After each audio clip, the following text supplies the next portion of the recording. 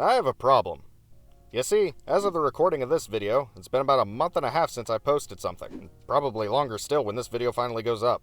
Wait, isn't that just you being lazy? Oh, hey there, self-loathing.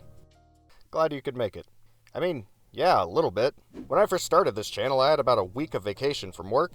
I spent every moment I could making my first video. Poured my heart and soul into that thing, and it really showed with the results. But I found out quick that, that's not gonna fly long term. Let's be honest, I have very little time to work on this stuff. Like, maybe 2 hours a day, but not like every day. And on top of that, that usually is the time I spend gaming. But I kept going, sacrificing a ton of sleep and free time while working on something I found to be truly worth it. But, I can't help but think I'm forgetting something. Oh, yeah. Turns out getting around 6 hours of sleep while managing a job, spouse, kid, and high-stress hobby was kinda like putting me on top of a house of cards that was ready to be blown over. And oh boy did the winds come. I had to help my job move a bunch of heavy furniture down 2 flights of stairs for a weekend, and let me tell you, I was exhausted. My kid was teething too, to add a little pizzazz.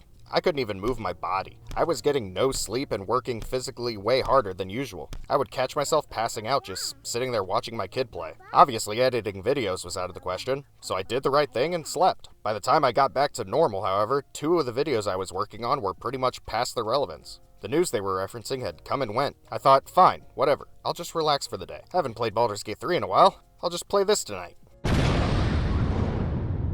Let me tell you, this game hit me like a truck. You got compelling characters, a variety of viable builds, and a character builder that had me sitting for 2 hours my first playthrough trying to recreate a D&D character I used to play. I was so enthralled by the dang thing, I literally could do nothing else. When I had free time, I was playing. When I was on my lunch break, I was making spreadsheets for builds. When I was with my wife, I was trying to find the deception dialogue option for getting out of doing the dishes.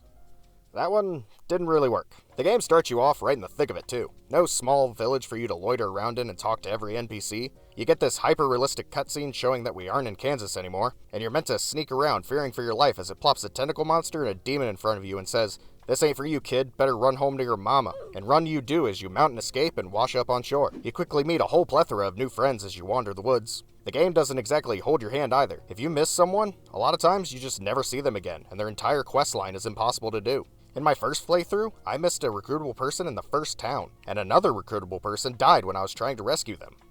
Whoops. And guess what? I didn't notice a thing. My core 3 followers had plenty going on for them to keep me busy, and there are tons of quests that just naturally flow into each other. I won't go into detail about the quests for spoiler reasons, but it's amazing all the different dialogue options you get. I know branching dialogue paths are practically the standard in RPGs nowadays, but I feel like the dialogue you choose truly matters in some instances.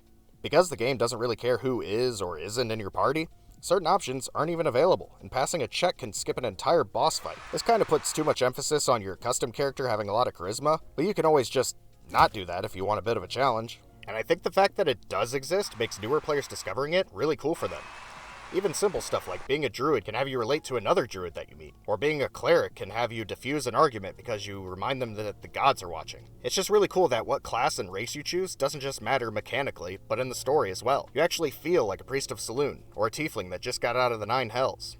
Oh, speaking of classes, I have probably spent about 10% of my gameplay time in the character creator. Not only does all the customization make you feel like a 3D modeling artist, but the sheer volume of unique feeling classes and subclasses allows you to express yourself in a way that is both personally and mechanically satisfying.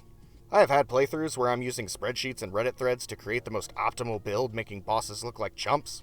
And I've had playthroughs where I just go, hey, what if I was an old man wizard that just found out hitting goblins is as valid as a fireball? And if a decision you made just isn't panning out the way you want, there's an in-game way to respec your character to either tweak or completely change your build. Wait, what were we talking about again? Oh yeah, YouTube. So yeah, according to almost every single source I can find about making YouTube videos, typical advice is to focus on one thing and make a bunch of it as much as possible. Usually posting about weekly or something. Turns out I can literally do none of that. There's just not enough time in the day, and I don't want to only play Magic forever.